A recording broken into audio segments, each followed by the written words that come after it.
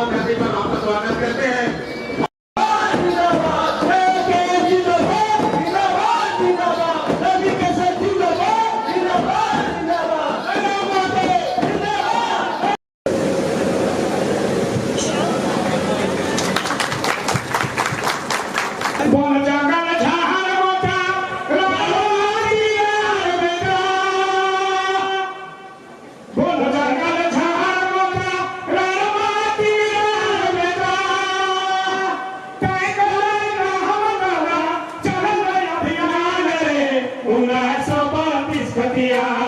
अपना पहचान रे 1932 हथियार, अपना पहचान रे 1932 हथियार।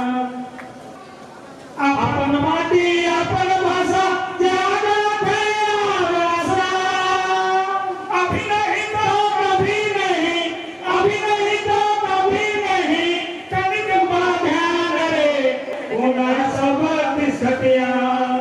बहुत बहुत धन्यवाद सुनील जी, धन्यवाद। तो आज धरती आबा बिरसा मुंडा की पावन धरती में भारत स्वतंत्रता अभियान के नायक तेलंगा खड़िया बुधु भगत ताना भगत की धरती में आप सभी झारखंड वासियों का जोहार करते हैं, हार्दिक अभिनंदन करते हैं। आज इस कार्यक्रम में जो लोग आए हैं राउर मन सभी मन के जोहार करे है और जितना वोट हमर से बोड़ा है थोड़ा सा भाषा में असुविधा होगा क्योंकि हम धन्यवाद बोकारो से, लेकिन जे हमर से छोटे लगा ओखनी के आशीर्वाद दे है। हम धन्यवाद दिए चाहे जितना भी पुलिस के जवान सब अले हा, जितना भी पुलिस के कर्मी अले हा, तोहनियों के धन्यवाद आभार। हम धन्यवाद दिए चाहे लोकतंत्र के चौथा स्तंभ मीडिया बंधु के, चाहे भारत देश के आजादी रहे या शोषित वंचितों के आवाज रहे, मीडिया के रोल हमेशा सर्वोपरि रहा है। तो तोहनियों के धन्यवाद। तो अब इस फुटबॉल के मैदान के उदाहरण से ही हम अपन बात कर रखे आज, और साथ ही साथ हम नमन करे है भारत देश के माँ भारती के वीर सुपूत अल्बा टेक्का के। आज अल्बा टेक्का के स्टेडियम में इस फुटबॉल के मैदान में देख ली, फुटबॉल के मैदान हो, कि फुटबॉल के मैदान में फुटबॉल के खेल हवा है ना।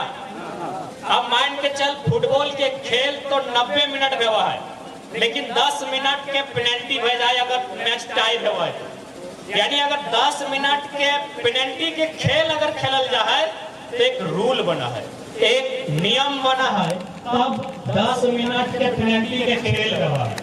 यानी 90 मिनट के फुटबॉल छोड़ दी, 10 मिनट के जो पेनल्टी के खेल हुआ है और में नियम के जरूरत पड़ा है। लेकिन दुर्भाग्य की बात हो 79,714 पर किलोमीटर झारखंड, 24 जिला, 263-64 प्रखंड, 32,600 गांव के आसपास झारखंड बिना नियम के चल रहा।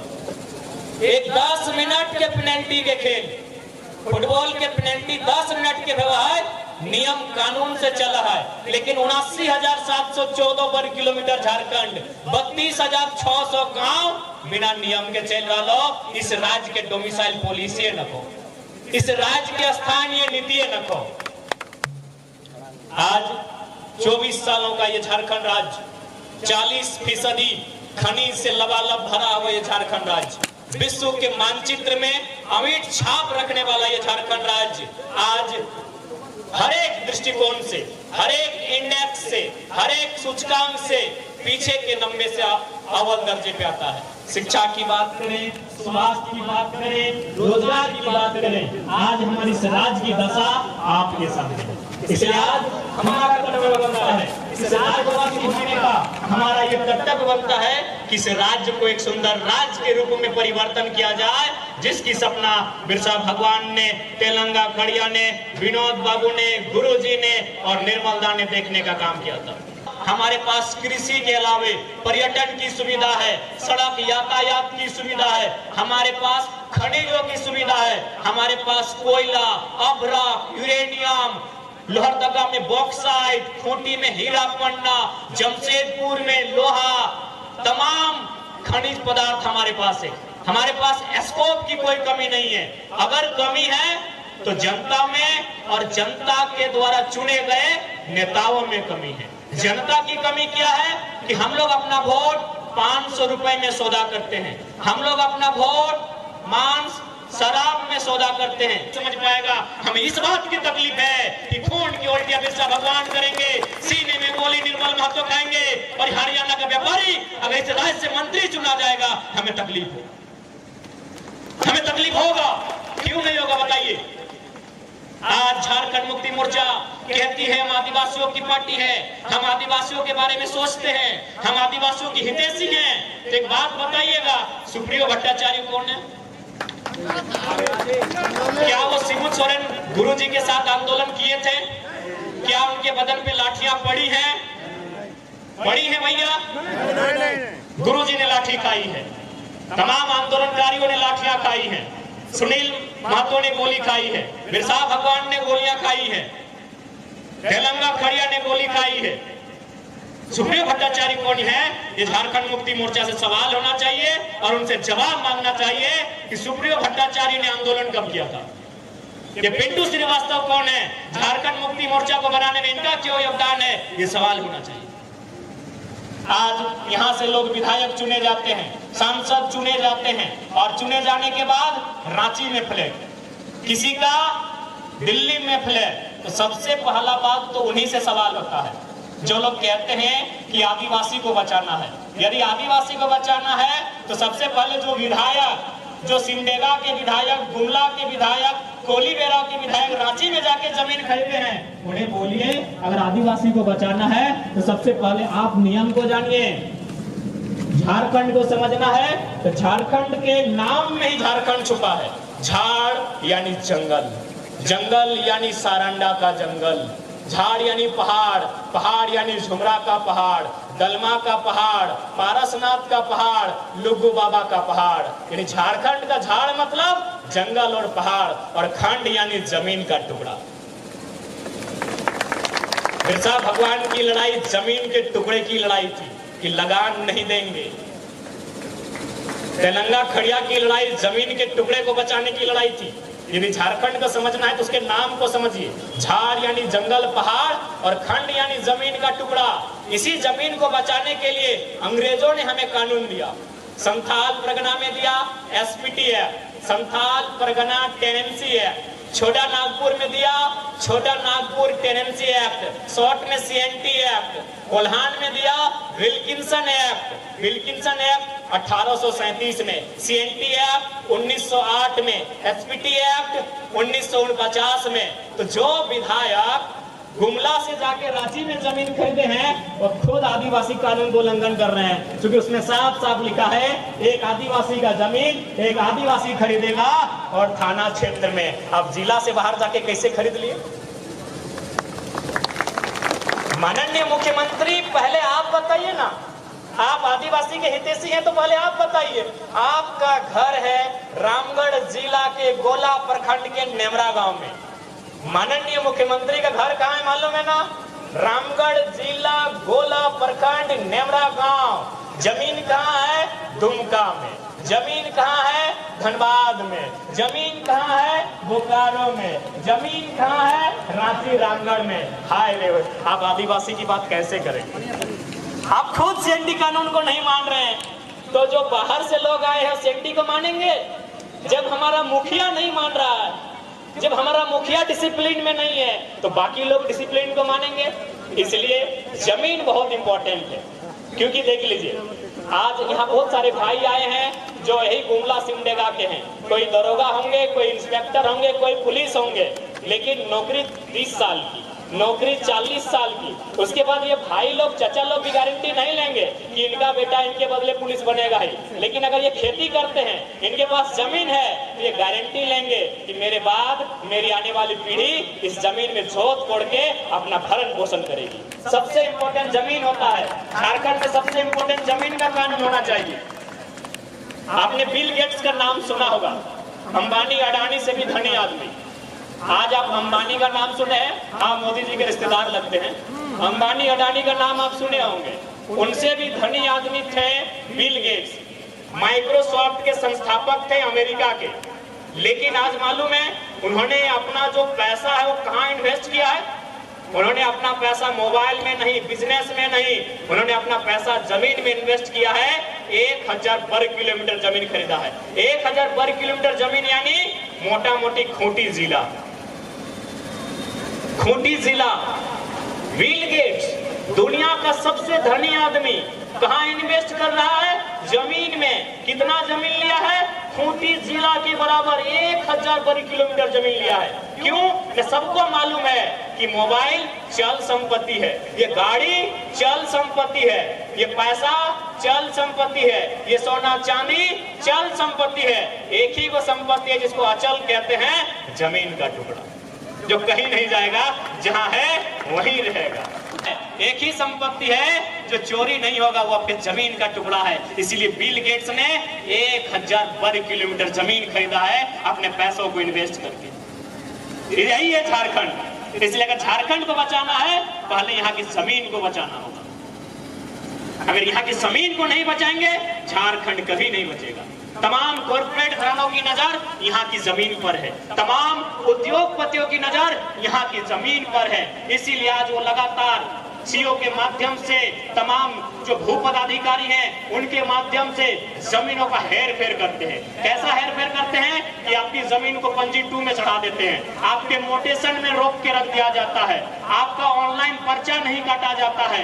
ये कोई छोटी मोटी साजिश नहीं है, ये बहुत बड़ी साजिश है। अगर आज इस साजिश से को नहीं समझते हैं तो 20 साल बाद जिस प्रकार आज असुरी समाज कहाँ है कोई नहीं जानता है, बिरहोरी समाज आज कहाँ चला गया कोई नहीं जानता है, पहाड़िया, सबर, सोरैया कहाँ चले गए कोई नहीं जानता है। कल को बाकी जो समाज यहाँ है, चाहे मुंडा रहे, उराव रहे, हो रहे, खड़िया रहे, कुड़मी रहे, संथाल रहे, कल वो कहाँ चले जाएंगे कोई नहीं खोज पाएगा। क्योंकि जमीन नहीं तो कोई इतिहास याद नहीं रहेगा। पहले भूगोल की रक्षा होनी चाहिए। क्योंकि अगर आज इस प्रयास को हम लोग सकारात्मक दृष्टि से नहीं लेके जाते हैं तो आने वाले दिन बड़े दुर्लभ होंगे। अभी झारखंड राज्य की जब बात आती है तो 1932 खतियान की बात आती है, खतियान आधारित स्थानीय नीति की बात आती है।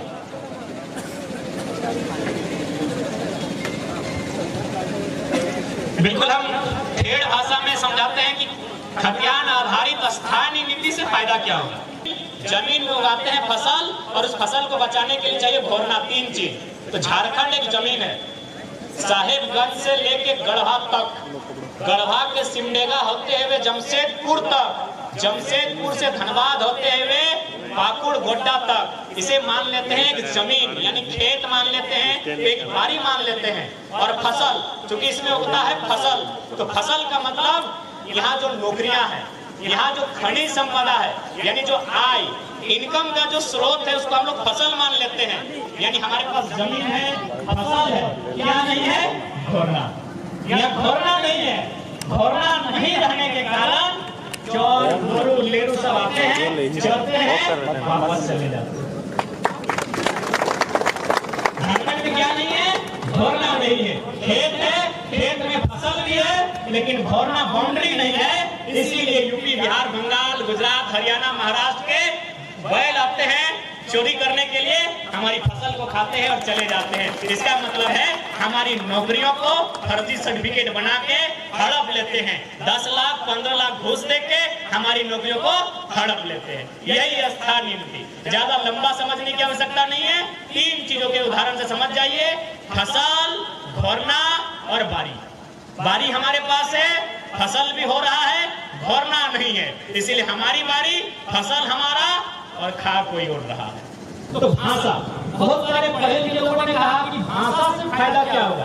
तो हमने ये कहा कि भाषा के आधार पर अगर सिलेबस तय होगा, चाहे वो जेपीएससी की परीक्षा हो, जेएसएससी सीजीएल की परीक्षा हो, और उसमें अगर उस जिला में उस भाषा के आधार पर परीक्षा लिया जाएगा तो बाकी जो लोग हैं राजस्थान, महाराष्ट्र में ऐसे ही छट जाएंगे। जैसे मान के चलिए, अगर उदाहरण रहा, एक मुहावरा रहा कि आंख का तारा, इसका मतलब क्या होता है?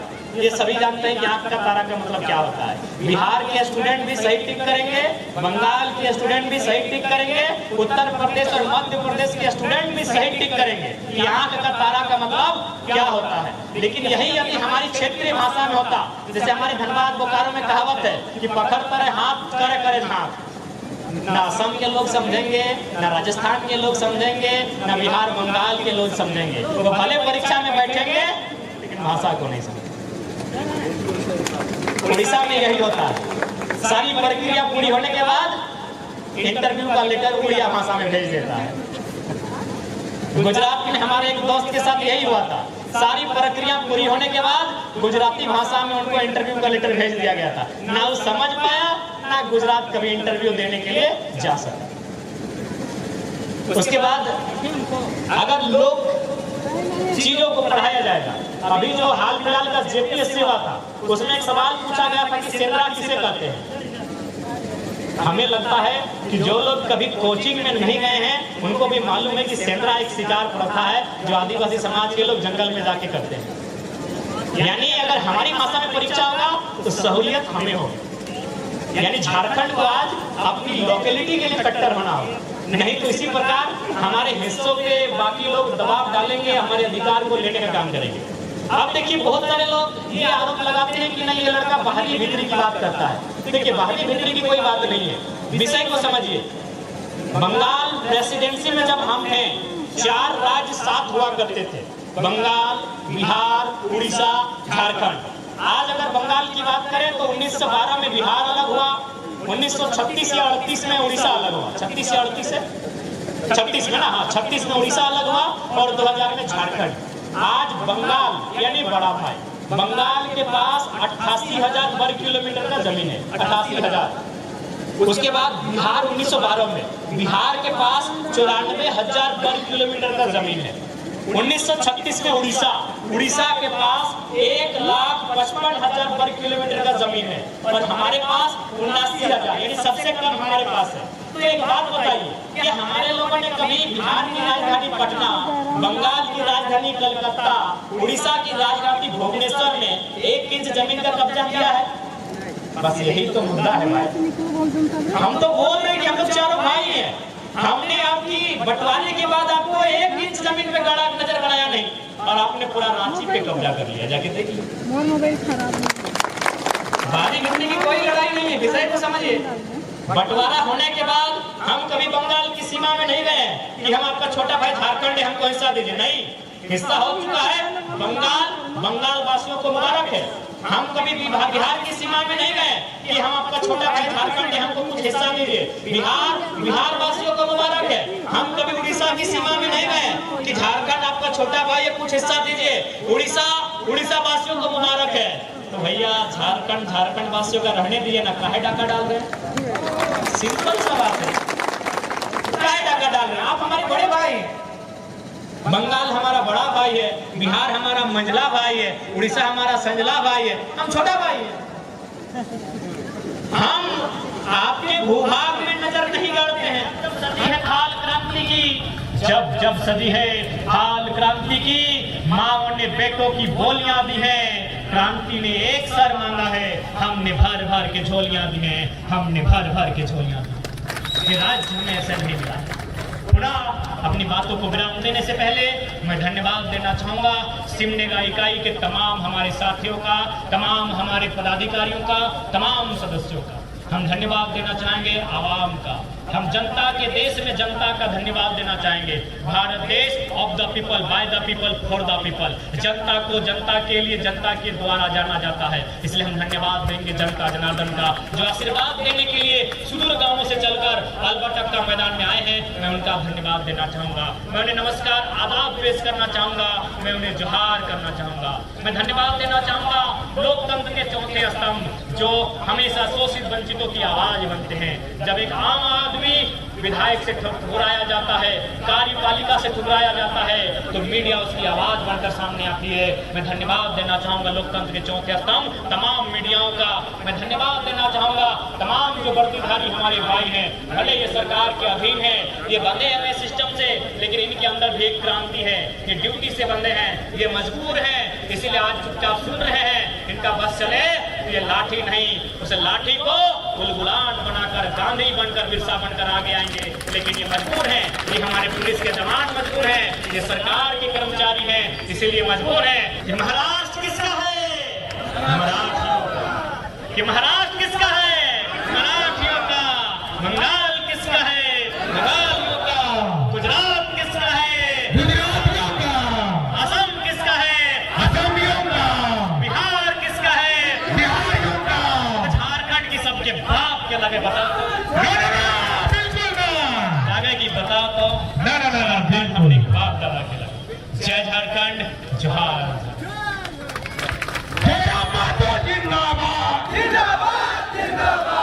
जयराम जी बताएं, सिमडेगा आगमन हुआ है, सिमडेगा में जेबी केसेस की नींव डल गई है, विधानसभा चुनाव नजदीक है, ऐसे में किन मुद्दों को लेकर आप यहाँ पर चुनाव लड़ेंगे? कि झारखंड राज्य बने हुए 24 साल हो गए। सबसे पहले तो सिमडेगा की धरती को नमन करते हैं कि हमें बहुत अभूतपूर्व एहसास दिलाया कि सिमडेगा के क्षेत्र में भी हमारे लिए कोई समर्थन की कमी नहीं है। जहाँ तक मुद्दों का सवाल है, मुद्दे वही हैं जो झारखंड में बिरसा भगवान के समय थे, जयपाल सिंह मुंडा, विनोद बिहारी महतो और निर्मल दास के समय थे।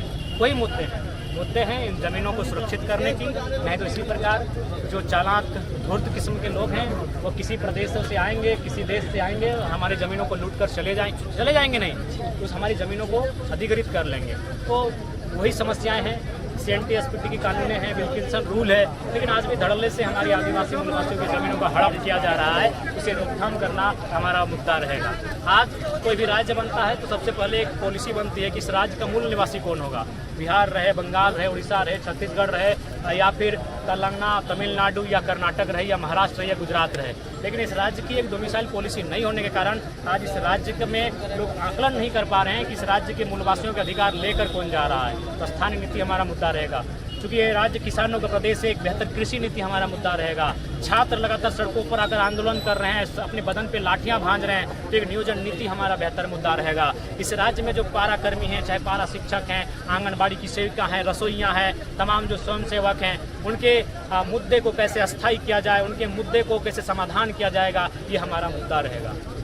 जैसे कि लगातार झारखंड में फिर से कहा जा रहा है कि हेमंत सोरेन ने जो 1000 रुपया मैया सम्मान के रूप में दी है, इसको किस नज़र से आप देखते हैं? देखिए, वो चुनावी स्टंट है। हालांकि अगर सम्मान के तहत आया तो स्वागत होता, लेकिन समय तो उचित नहीं है। ये खेतीबाड़ी का दिन था, और खेतीबाड़ी का दिन जहां उनको 3 घंटा 4 घंटा खेतों में बात करना चाहिए था, वहां आप उन्हें प्रज्ञा केंद्र में और साइबर कैफे में उलझा के रख रहे हैं। तो मेरे हिसाब से समय का सिलेक्शन नहीं है, क्योंकि चुनाव नज़दीक है, इसलिए चुनावी एजेंडा है। कुछ तो फाइलें सरकारी दफ्तरों में फेंकी गई पाई गई, तो ये दुर्भाग्यपूर्ण है। प्लानिंग उचित नहीं।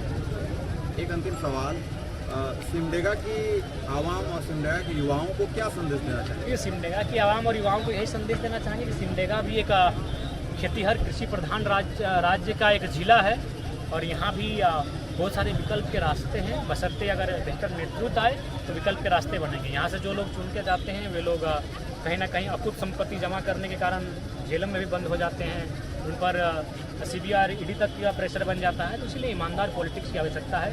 जो धन्यवाद। धन्यवाद।